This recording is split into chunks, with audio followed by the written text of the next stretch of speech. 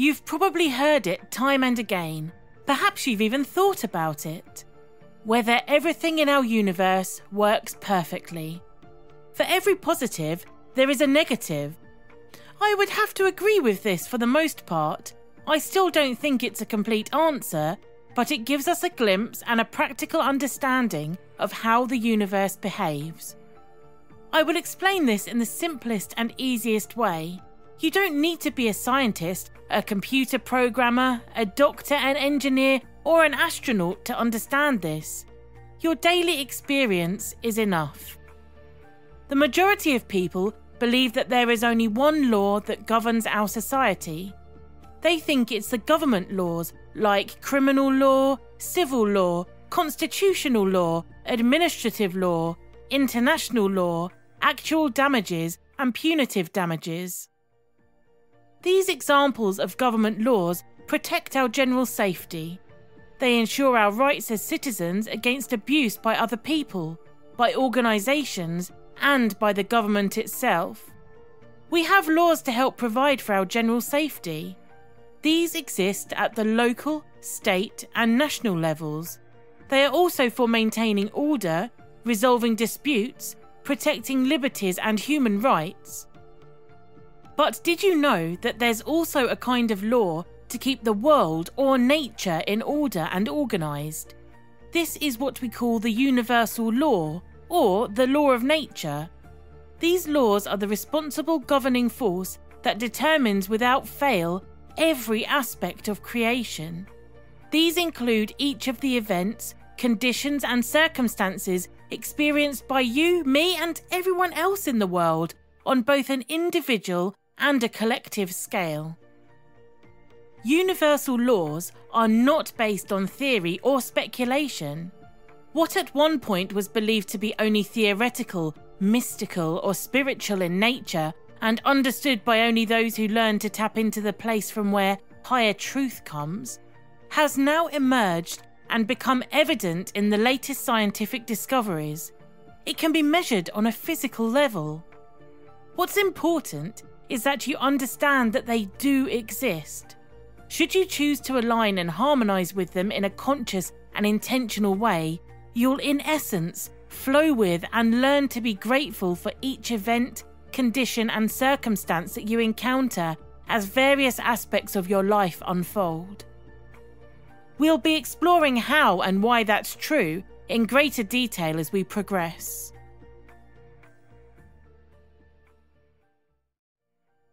The first law is the law of oneness. The first law states that everything is connected to everything else. What we think, say, do or believe will have a corresponding effect on others, as well as the universe around us. According to the law, all of humanity and all of the creation are one. Everything that exists, both seen or unseen, is connected to everything. When we become aware of this law and believe that everything is one, the way we think and act with respect to everyone and everything around us will change. We will see our own reflection in the people and things around us. It means that the more good we think about others, the better it comes back to us. It becomes us. Everything in this universe is made up of energy. You, your friends, your enemies, the chair you sit on, the laptop you work on, and the phone you make calls on. And this energy is what governs the movement of everything in this universe. Number 2. The law of vibration. The law of vibration states that everything in the universe moves and vibrates. Everything is vibrating at one speed or another.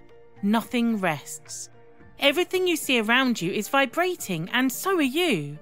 However, your frequency is different from other things in the universe, and that's why it seems like you are separated from what you see around you. That's animals, plants, trees, and so on. In truth, you are not separated. You are in fact living in an ocean of energy, as we all are. We are all connected at the lowest level. When we go down onto a subatomic level, we don't find matter, but pure energy. Some call this the unified field or the matrix. Everything has its own vibrational frequency. The table, the car, the picture frame, the rock, even our thoughts and feelings. It is all governed by the law of vibration. Einstein said, "Match the frequency of the reality you want, and you cannot help but get that reality. It can be no other way. This is not philosophy, this is physics."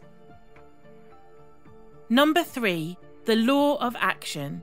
The law of action is what is required to manifest our thoughts and desires. In the book The Secret, it's what the author refers to as inspired action. Inspired action because the need to act on something will not feel like a force at all and would be more of an instinctive doing. The law further states that you must do the things and perform the actions necessary to achieve what you are setting out to do. Action sets into motion our thoughts and desires. Everything from creating a to-do list to taking up an offer on gut instinct corresponds to an action that will, in turn, set your intentions into motion. I always mention this in my videos. You need to take action, always moving forward to keep your balance, just like riding a bike. Number 4. The law of correspondence. As above, so below. As within, so without. This is the law of correspondence in so many words. The universal law of correspondence states that the principles or laws of physics that explain the physical world, energy, light, vibration, and motion, have their corresponding principles in the etheric or the higher universe, that which is not material. Basically, whatever is above is like that which is below, and whatever is below is like that which is above. So, if you put it into simpler terms, whatever you are thinking or feeling within is exactly what is happening outside of your mind and body. And this relates to every object, place, or person you come in contact with. If you're thinking hate, hate is what is being corresponded by you externally. Your external life and surroundings are a reflection of what you're thinking and feeling within you. If you're feeling messed up in your head and heart, it reflects in the way you work externally, in the way you keep your work desk, or even in your private home space. If you're in a calm state of mind internally, your external surroundings resonate with that sense of calm. And that is why it's humanly difficult at some times, even impossible, to conflict with the way we feel on the inside. It's hard to feel happy deep within and act like we are angry outwardly, or feel depressed from within and act like we are absolutely fine externally. People can always tell.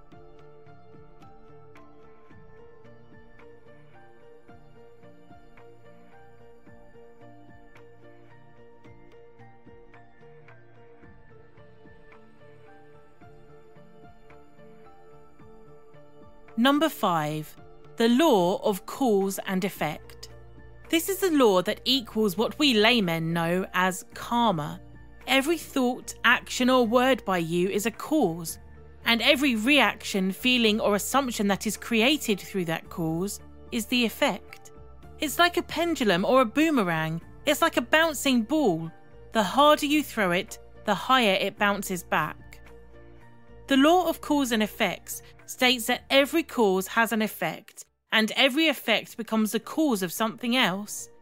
This suggests that the universe is always in motion, and itself progressed from a chain of events. It's like a pack of dominoes, like a chain reaction of sorts.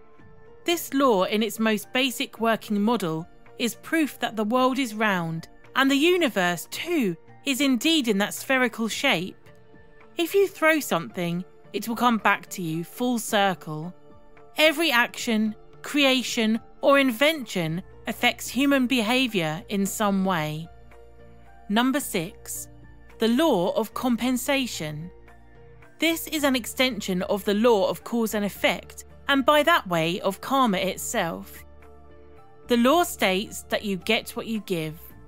Each person is compensated in a manner for that which he or she has contributed.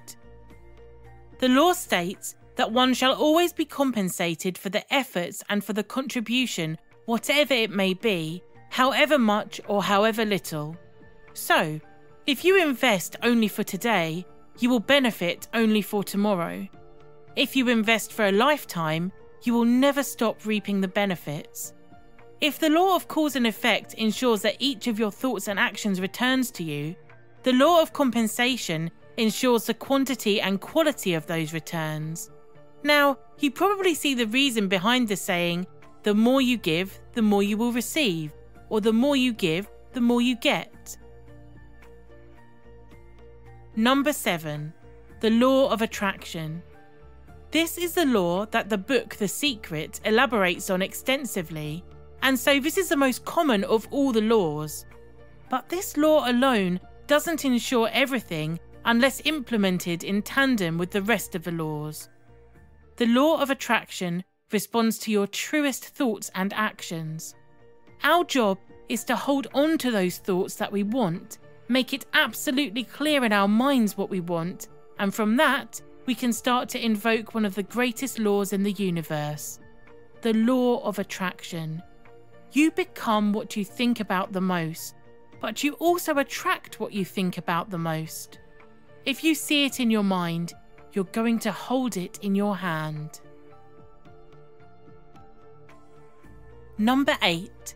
The law of perpetual transmutation of energy. It states that every individual has within themselves the power to change their circumstances, no matter what they may be. Wallace D. Wattles, author of The Science of Getting Rich, talks about this law, saying that, simply put, energy from the formless realm is constantly flowing into the material world and taking form.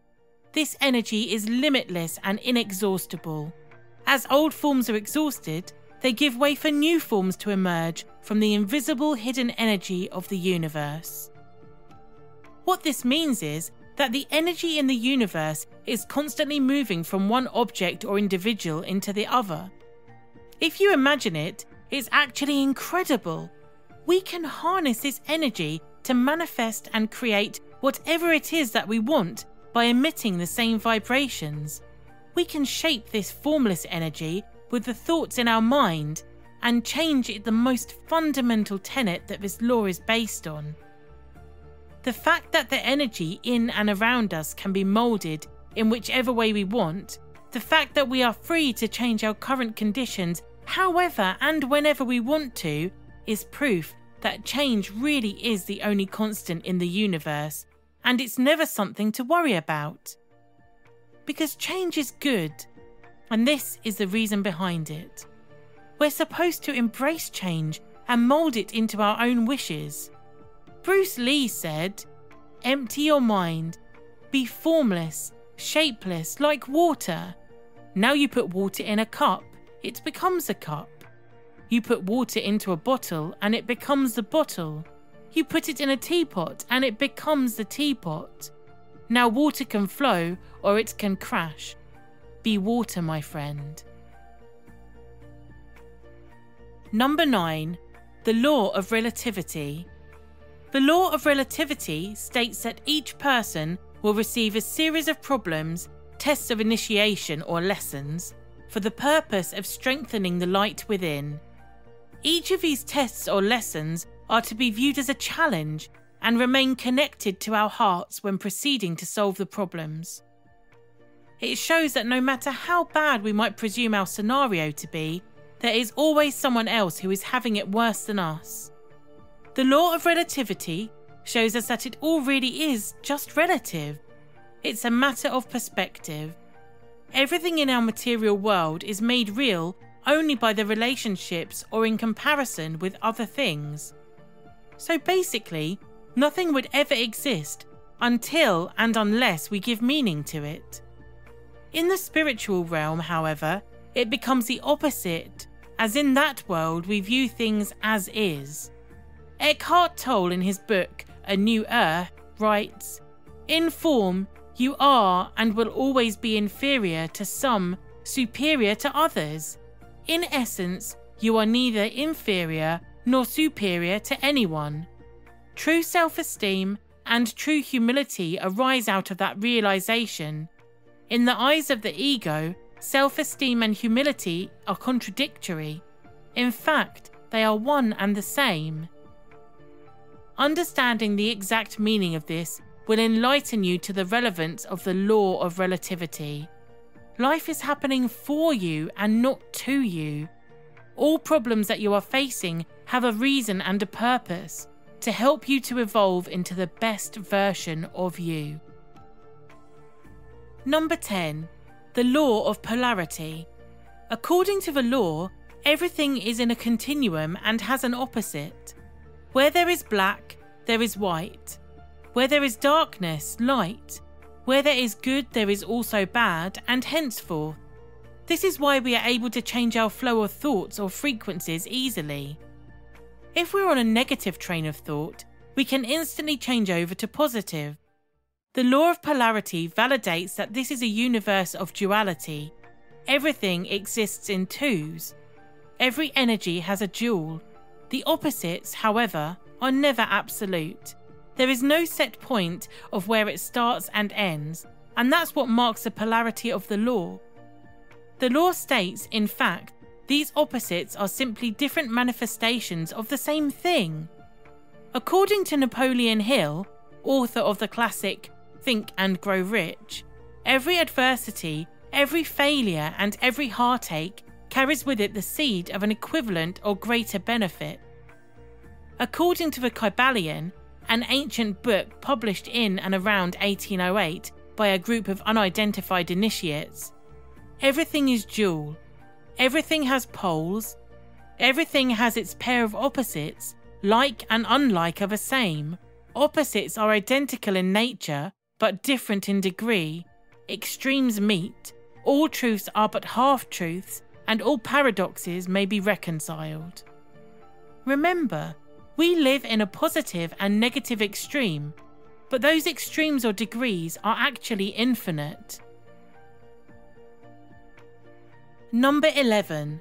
The law of rhythm. Everything happens for a reason, and everything happens at the right time. In the Kybalion, it said everything flows out and in. Everything has its tides, all things rise and fall. The pendulum swing manifests in everything. The measure of the swing to the right is the measure of the swing to the left. Rhythm compensates. Every vibration has a certain rhythm to it, and that's how it attracts another vibration that falls into the same pattern or rhythmic flow. These rhythms, cycles, seasons, and developmental stages are created. The principle can be seen in the waves of the ocean, in the rise and fall of the greatest empires, in business cycles, in the swaying of your thoughts from being negative and positive, and in your personal successes and failures. In accordance to this law, when anything reaches its culmination, then the backward swing begins almost unnoticeably until such time that any forward movement has been totally reversed, and then the forward movement begins again. The process is repeated.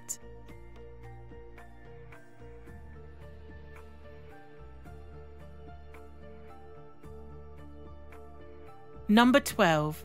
The law of gender. This law states that everything exists in the masculine as well as the feminine.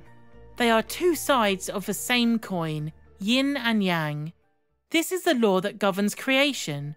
The law of gender, in its simplest understanding, states that everything in nature is both male and female. Both are required equally in order for life to exist. No one is greater or lesser than the other, and both sides are inhabited within each individual, irrespective of whether or not one is a male or female. The question now is, what is it all about? What is the purpose of all these laws? Why has the Creator invented or programmed something like this? The answer is simple. When we look at the Vortex math, all of the numbers are connected, like within our reality and our existence. They're all energies. The 3, 6, and 9 are the laws that govern the world at the quantum level. As you can see, The numbers 3, 6 and 9 are forming a pattern, a triangle.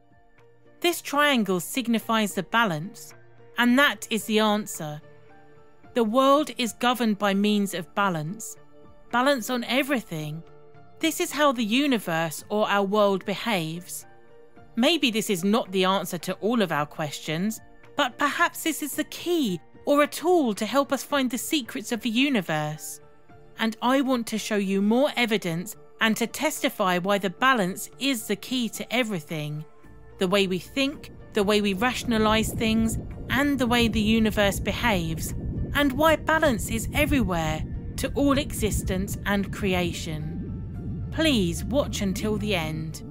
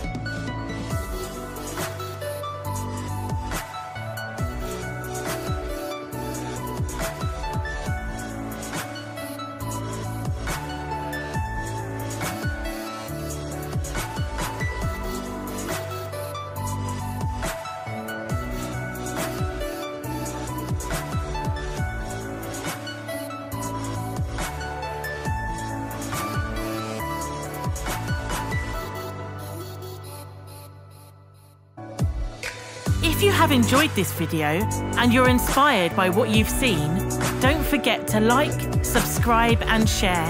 Let's change the world together.